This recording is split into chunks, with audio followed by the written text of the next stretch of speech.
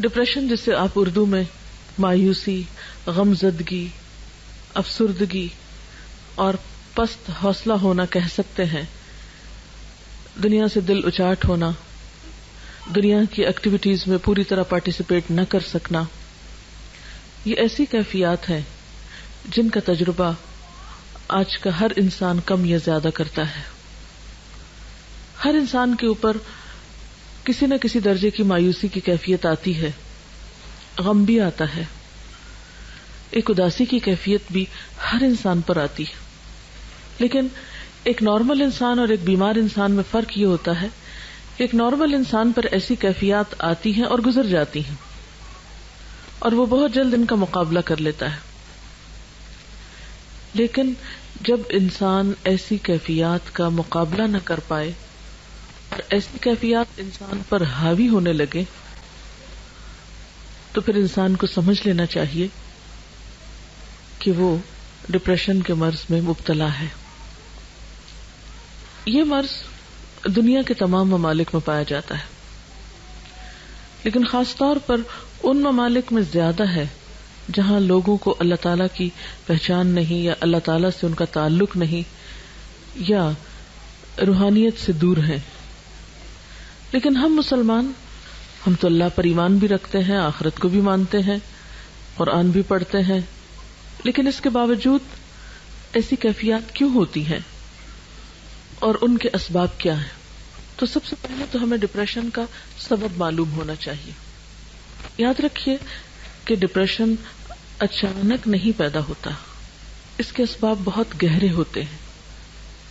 کچھ تو موروثی ہوتے ہیں، یعنی والدین کی طرف سے جیسے اور بیماریاں انسان کو ملتی ہیں، اسی طرح ڈپریشن کا مرض بھی بسا اوقات وراثت میں انسان کو منتقل ہو جاتا ہے. پھر اسی طرح نروس سسٹم سے متعلق جتنی بھی بیماریاں ہوتی ہیں، خواہ وہ بظاہر ڈپریشن کی شکل نہ بھی اختیار کیے ہوں، لیکن وہ مل جل کر بسا اوقات ڈپریشن میں بدل جاتی ہیں. یعنی انسان کے اعصاب کا کمزور ہونا یا اعصاب کو کسی بھی طرح کی تکلیف یا پریشر یا بوجھ پڑنا. پھر اس کے ساتھ ساتھ انسان کا ماحول بھی اسے ڈپریشن میں مبتلا کرتا ہے. یعنی موروثی سبب، موروثی سے مراد یہ کہ جو وراثت میں ہمیں ملا ہے، اس کے ساتھ ساتھ ماحول اس میں ایک اہم کردار ادا کرتا ہے. بعض اوقات ایک سبب ہوتا ہے، بعض اوقات کئی اسباب ہوتے ہیں. پھر اسی طرح ماحول میں کیا چیز ہے، مثلا انسان کا گھر، اس کا خاندان، جہاں پر وہ کام کرتا ہے، یعنی اس کی ورک پلیس، پھر آن دا ہول ساری سوسائٹی اور معاشرہ، ان کے جو اثرات انسان پر پڑتے ہیں وہ اس کے اندر ڈپریشن پیدا کرتے ہیں. لیکن تجربے سے یہ بات پتہ چلی ہے کہ ڈپریشن کے خارجی یا معاشرے کے یا سوسائٹی کے اثرات سے زیادہ گھر کے اثرات یا اندرونی اثرات جو ہیں وہ انسان پر زیادہ مرتب ہوتے ہیں یا انسان کو زیادہ پریشان کرتے ہیں بنسبت بیرونی اسباب کے. اور ڈپریشن کا اہم ترین سبب یا اہم ترین وجہ انسان کا وہ گھر ہے جس میں وہ رہتا ہے، اور ایسا گھر جس کے رہنے والوں کے درمیان باہم محبت اور مودت اور ایک دوسرے کے ساتھ موافقت نہ پائی جاتی ہو. جس گھرانے کے اندر، جس خاندان کے اندر رہنے والے افراد کے درمیان باہم بدگمانی پائی جاتی ہو، باہم ایک دوسرے کے ساتھ ڈفرینس آف اوپینین ہر معاملے میں پایا جاتا ہو، اور خصوصاً وہ بچے ڈپریشن کا شکار ہوتے ہیں بڑے ہو کر جن کے والدین نے ان کو بھرپور توجہ نہ دی ہو، یا جو والدین کی محبت اور شفقت سے کسی بھی وجہ سے محروم ہوئے ہوں، یا جن پر والدین نے بے جا سختی کی ہو ناجائز طور پر. پھر اسی طرح ڈپریشن کے ان اسباب کے ساتھ ساتھ انسان کی بالکل اپنی ذات کے اندر بھی کچھ کشمکش ہوتی ہے جو ڈپریشن کا سبب بنتی ہے. اندر کی کشمکش کیا ہوتی ہے کہ انسان کے اندر کچھ خواہشات ہوتی ہیں، اور وہ خواہشات بالکل فطری خواہشات ہوتی ہیں.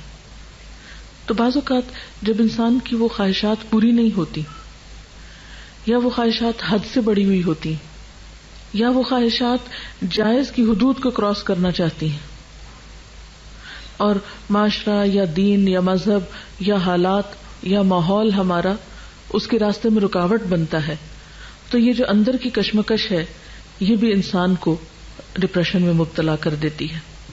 یعنی ذاتی خلفشار، اندر کی کشمکش، اندر کی جنگ. مثلا دل ایک چیز کو چاہتا ہے لیکن دوسری طرف انسان دیکھتا ہے کہ اس کے حالات اس کو اجازت نہیں دیتے، مثلا اس کی جیب اجازت نہیں دیتی، اس کا خاندان اجازت نہیں دیتا، اس کا دین اجازت نہیں دیتا. تو یہ جو کشمکش ہے انسان کے اندرونی جذبات کی اور بیرونی دباؤ کی، یا اندر ہی ایک قوت ہے جو ایک چیز طلب کر رہی ہے اور دوسری اس کو روک رہی ہے، تو وہ اندر کی جنگ جو ہے یہ بھی انسان کو بیماری میں مبتلا کر دیتی ہے. ان اسباب کے ساتھ ساتھ علامات کا جاننا بہت ضروری ہے، کیونکہ کسی بھی بیماری کی جب علامتیں ہم کو پتہ چلتی ہیں تو پھر انسان اس کا صحیح طور پر علاج کر سکتا ہے.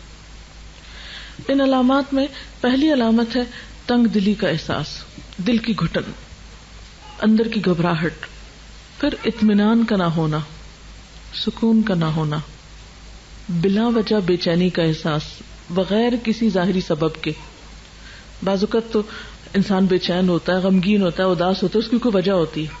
مثلا آپ کو پتہ چلتا ہے خدا نخواستہ کوئی عزیز دوست رشتہ دار فوت ہو گیا، کوئی نقصان ہو گیا، کوئی مال کا نقصان ہو گیا، کوئی اور کسی چیز کا نقصان ہو گیا، تو ایسے نقصان انسان کو غم میں یا دکھ یا تکلیف میں مبتلا کرتے ہیں.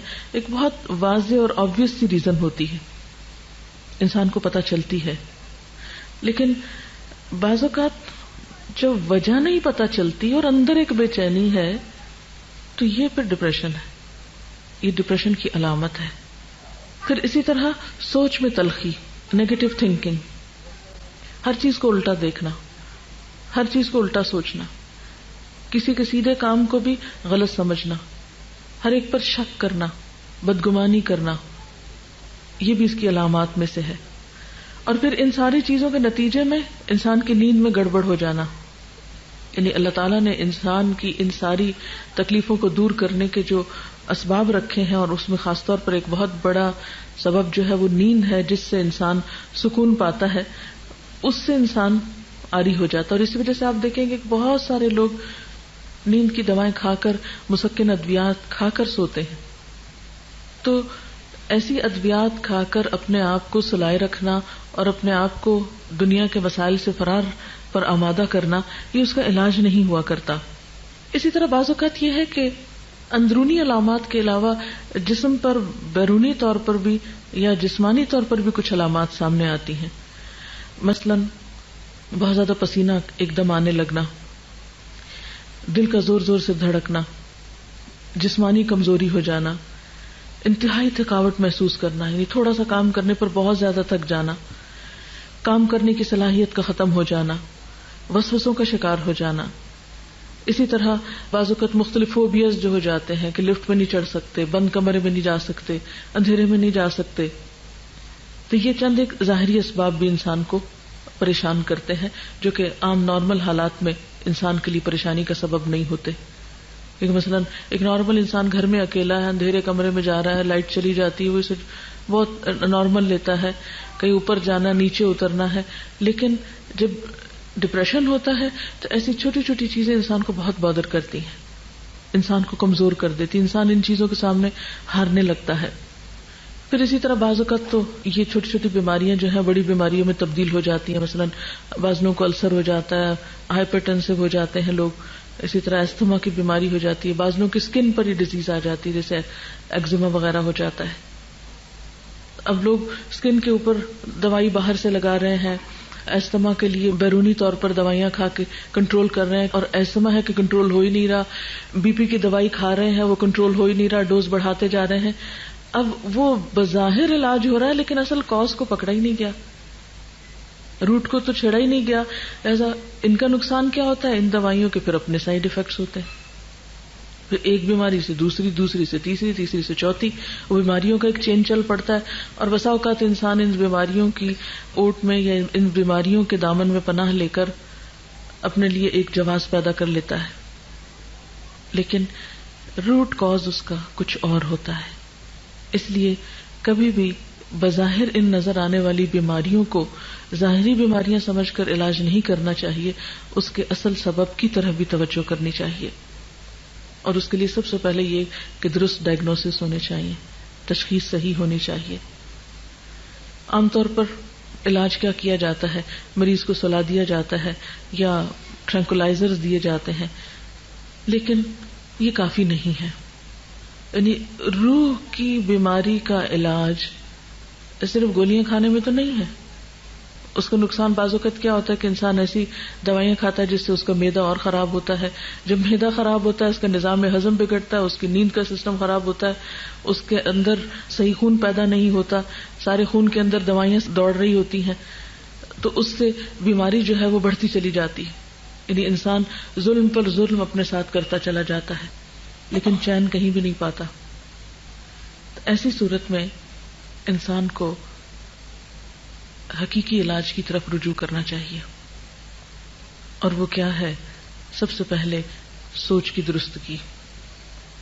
کیونکہ جب تک سوچ درست نہیں ہوگی، جب تک زندگی کے بارے میں اپروچ ٹھیک نہیں ہوگی، اس وقت تک انسان صحیح نہیں ہو سکتا. اور اس کے لیے یہ ہے کہ انسان اللہ تعالیٰ پر بھروسہ کرتے ہوئے چھوٹے چھوٹے نقصانات پر اپنے آپ کو ضائع نہ کرے. مثلا کسی کا کال ہے کہ گرے ہوئے دودھ پہ افسوس کا اظہار نہ کرے، لیکن ہم میں سے اکثر لوگ اسی عادت کے شکار ہوتے ہیں کہ اگر سویرے سویرے چائے بناتے ہوئے دودھ گر گیا تو سارا دن اسی کا غم، ہر تھوڑی دیر بعد خیال ہے آج دودھ گر گیا تھا، آج دودھ گر گیا تھا، آج دودھ گر گیا تھا. اس سے مجھے جو ہے وہ چولہا صاف کرنا پڑا، پھر وہ نقصان ہو گیا، پھر گھر میں اسمیل ہو گئی، پھر یہ ہو گیا وہ ہو گیا. وہ ہر تھوڑی دیر بعد وہ اپنے اثرات بھی چھوڑ جاتا ہے اور پھر ہم اسے دیکھ دیکھ کے دکھی ہوتے رہتے ہیں. حالانکہ جو گرنا تھا گر گیا، بس ختم. اس کے بعد اس کو بھولنے کی کوشش کرنی چاہیے، کیونکہ اب افسوس کرنے سے حاصل کچھ نہیں. پھر اسی طرح کسی نے یہ بھی کہا کہ سیٹی کو اس کی قیمت سے زیادہ میں نہیں خریدنا چاہیے.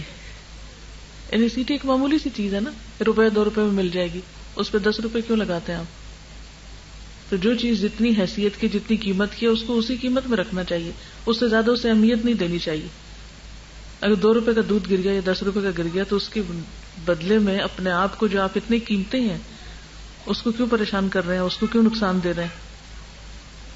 تو چھوٹے چھوٹے نقصانات پر بڑی چیز قربان نہیں کرنی چاہیے. ہر چیز کو اتنی ہی اہمیت دیں، ہر چیز کو اتنی ہی اہمیت دیں جتنی اہمیت کی وہ لائق ہے. ہر نقصان پر اور ہر جانے والی چیز پر یہ سوچیں کہ اس چیز کی ویلیو کیا ہے، اس کی حقیقت کیا ہے. جس کے لیے میں اتنا رو رہی ہوں، کوڑ رہی ہوں، جان جلا رہی ہوں، خون جلا رہی ہوں، اس کی حقیقت کیا ہے؟ تو آپ دیکھیں گے کہ بہت ساری چیزیں جن پہ ہم دکھی ہوتے ہیں ان کی حقیقت کچھ بھی نہیں ہوتی، بالکل معمولی چیزیں ہوتی ہیں، لیکن اس پہ جو ہم خرچ کر رہے ہوتے ہیں وہ بہت بڑا ہوتا ہے. اور پھر اسی طرح یہ ہے کہ ماضی اور مستقبل کے دروازے بند کر دینے چاہیے، حال میں زندہ رہنے کی کوشش کرنی چاہیے. ماضی کو بھول جائیں اور مستقبل کے بارے میں سوچنا چھوڑ دیں. کل جس نے جنم ہی نہیں لیا اس کے بارے میں کیوں سوچ رہے ہیں؟ اور ماضی جو فوت ہو چکا اس کے بارے میں کیوں سوچ رہے ہیں؟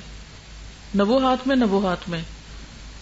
جو ہاتھ میں اس کی قدر کریں، جو آج پاس ہے اس کو ویلیو دیں.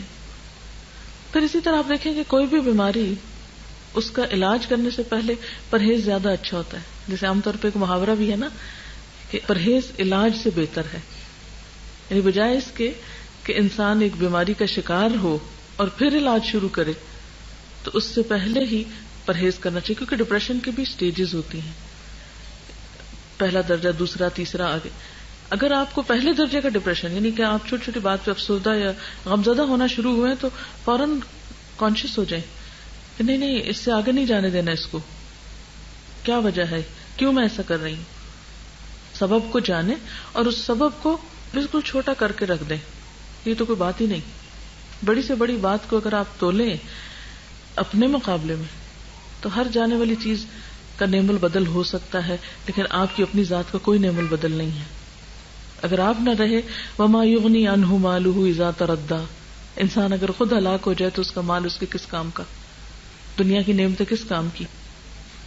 اس لیے سب سے پہلے تو پرہیز ضروری ہے.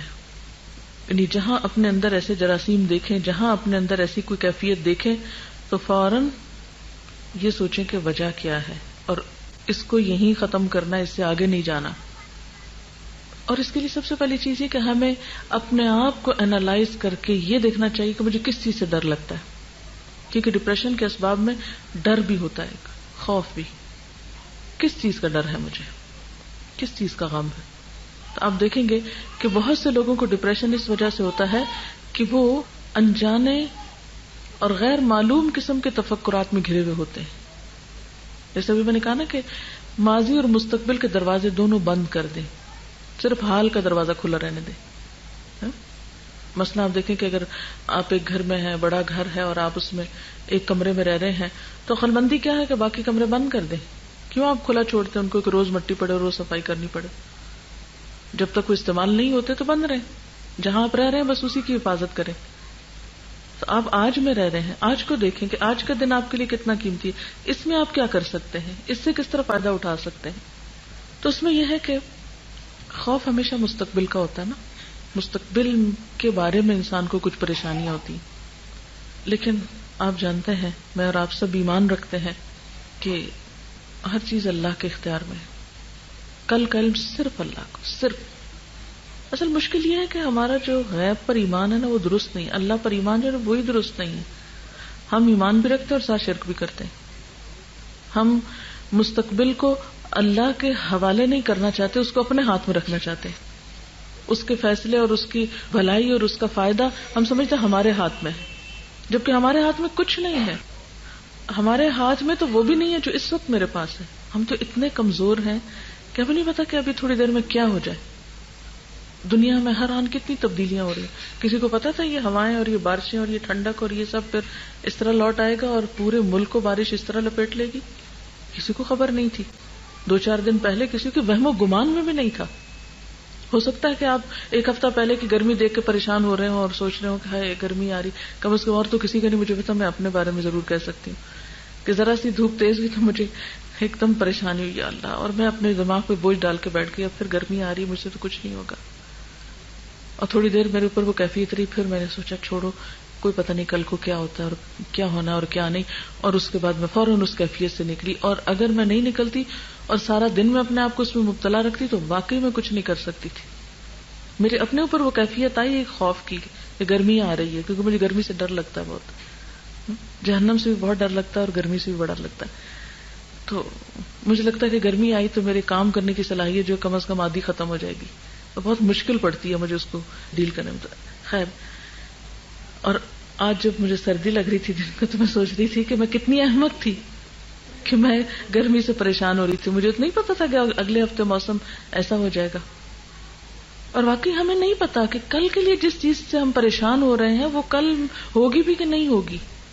تو ہر وہ چیز جس کا خوف آنے لگے، کوئی بھی چیز، کیونکہ خوف ڈپریشن کا سبب بنتا ہے، ہر وہ چیز جس کا خوف آنے لگے اس کو اپنے دل سے نکالنے کی کوشش کریں کہ نہیں، میں نے کل نہیں دیکھا، مجھے نہیں پتا کہ کل کیا ہوگا.